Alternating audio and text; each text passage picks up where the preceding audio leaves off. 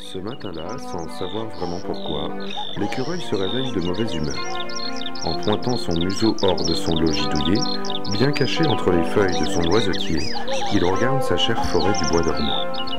Le calme règne dans ce joli petit coin de verdure. Sa réserve de noisettes, amassée la saison dernière, n'est pas encore tout à fait épuisée.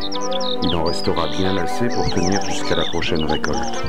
Alors, pourquoi cette drôle d'inquiétude ce matin ? Comme s'il sentait que quelque chose d'important allait arriver aujourd'hui, il saute, méfiant, sur les branches les plus proches de lui. En baissant la tête vers le pied du noisetier, il voit alors un renard. Un vieux mais toujours beau renard. L'animal assis le regarde fixement. J'avais bien raison de m'inquiéter. Que me veux-tu, renard ? C'est la première fois que je te vois dans la forêt du bois dormant. Va-t'en ! De quoi as-tu peur ? Je ne croque pas les écureuils, je n'aime pas leur goût de résine. Je passais tout à l'heure près de ton arbre, et je me suis aperçu qu'il était bien malade, comme beaucoup d'autres arbres de la forêt d'ailleurs. Bientôt, si tu ne fais rien, il ne pourra plus te fournir suffisamment de noisettes. C'est vrai que c'est d'abord ton problème. Moi, je me débrouillerai toujours pour manger. Mais je crois que l'on devrait tous s'entraider pour que cette forêt reste un joli et agréable endroit. Voilà, maintenant, si je te fais aussi peur, je préfère m'en aller. Attends, à quoi vas-tu comme un arbre malade ? Regarde ces grosses taches noirâtres sur son écorce. Ce n'est pas bon signe. J'ai beaucoup voyagé et j'ai connu de nombreux endroits magnifiques comme ici, qui se sont transformés en horribles terrains tristes et sans vie. Il est grand temps. Il faut agir si on veut que notre monde ne disparaisse pas. Mais que peut-on faire ? Le petit animal n'hésite pas longtemps. Son avenir en dépend. Il grignote vite fait une noisette, descend de son arbre, et heureux de s'être fait un nouvel ami, il suit le renard. Au fur et à mesure qu'il s'éloigne de la forêt du bois dormant, le paysage change. Fini les arbres magnifiques, hauts et fiers sur leurs grands troncs, une gigantesque plaine déserte à perte de vue remplace maintenant la douceur de la forêt. Pas un oiseau dans le ciel, seuls quelques mulots ébouriffés trottent au milieu d'objets bizarres qui sentent mauvais. Écureuils et renards font très attention où ils posent les pattes, de peur de se blesser sur des bouts de verre cassés ou de ferrailles rouillées. Tout aussi inquiétant, un bruit de plus en plus fort arrive à leurs oreilles, un bruit pénible qui fait trembler le sol. Écureuil se désole, il voit ce qu'il reste de jeunes arbres. Ils sont coupés net juste après des racines. Qui a bien pu faire ça ? De si jeunes arbres qui ne demandaient qu'à vivre, à nous fournir des fruits et la beauté de leur feuillage, qui est assez insensé pour couper un arbre.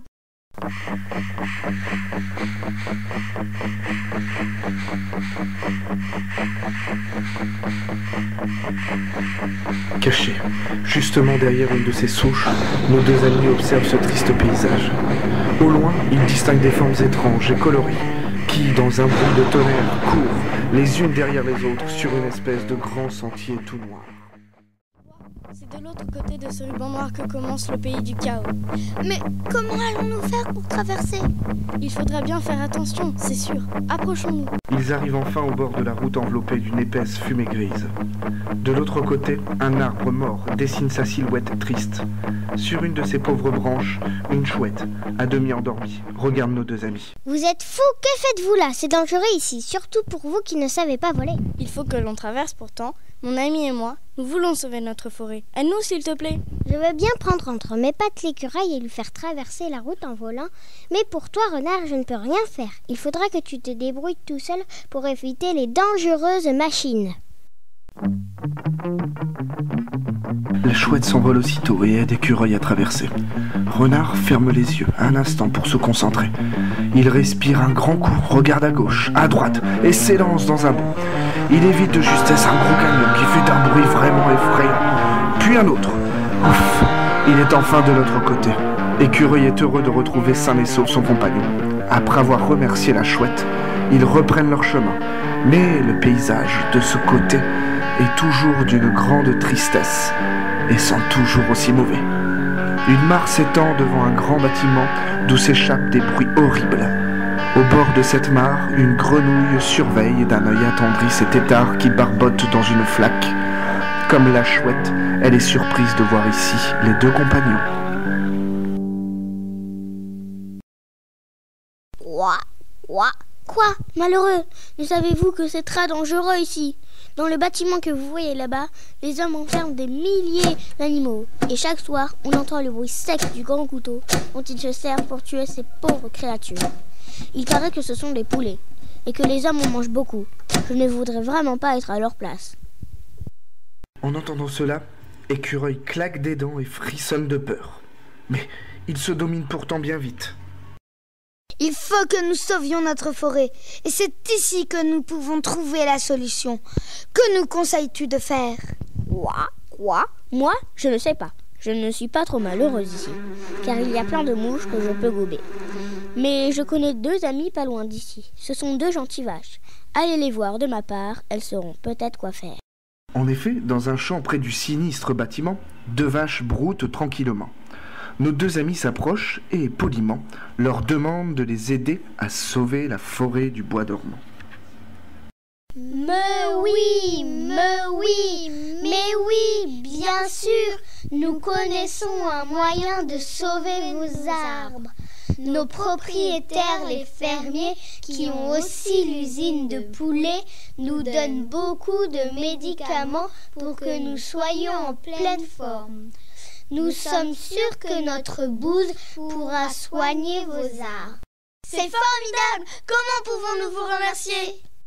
Eh bien, vous pouvez, si vous le voulez vraiment, nous aider à libérer tous ces poulets. Ils nous font de la peine. Ils pleurent toute la journée. C'est vraiment malheureux de les entendre gémir.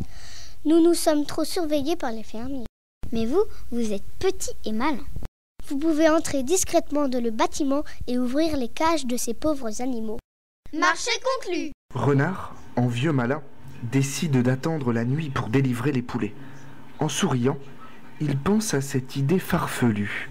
Que diraient mes copains renards s'ils me voyaient? Nous, les chasseurs de poules les plus réputés. C'est vrai que j'en croquerais bien une, juste parce que je suis un renard, et que tous les renards font ça. Mais non, j'ai promis aux 2 vaches. Il faut bien parfois faire des choses difficiles, mais qui en valent le coup. Je peux aider à sauver notre monde. Ça mérite bien un petit sacrifice.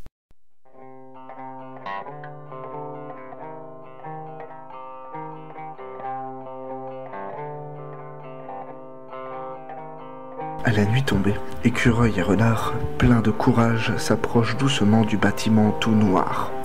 Une grosse porte en bois se dresse devant eux.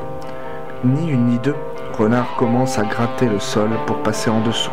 Pendant ce temps, Écureuil ronge le bois avec ses petites dents aiguisées. Les voilà à l'intérieur.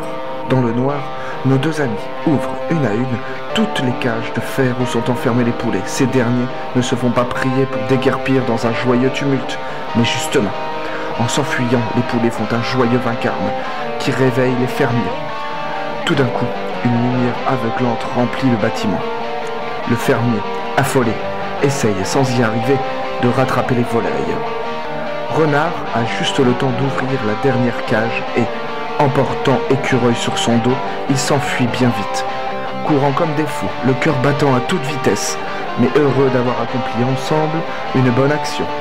Ils ont juste le temps de voir au loin les 2 vaches, toutes contentes, danser au clair de lune, une sorte de valse tout en riant aux éclats.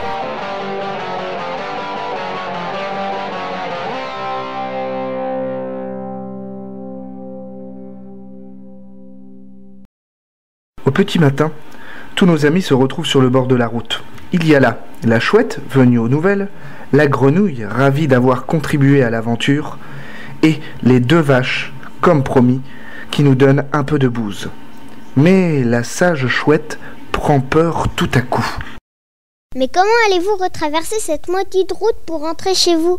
Comme à l'aller, je peux encore m'occuper de l'ami Écureuil. Mais toi, Renard, chargé en plus de ton paquet de bouse, tu ne pourras jamais traverser aussi vite. Comment va-t-on faire? N'ayez pas peur! Nous sommes trop grosses pour que les machines qui courent sur cette route ne nous voient pas. Nous nous mettrons au milieu de la route et elles seront bien obligées de s'arrêter. Vous en profiterez pour traverser rapidement. Et c'est ainsi que Renard et Écureuil sont rentrés chez eux. Je ne sais pas ce qu'ils sont devenus, mais la dernière fois, en me promenant dans la forêt du bois dormant, j'ai vu un magnifique noisetier, plein de gros fruits. Je ne suis pas sûr, mais entre les branches et les feuilles de cet arbre, j'ai cru voir un écureuil qui souriait.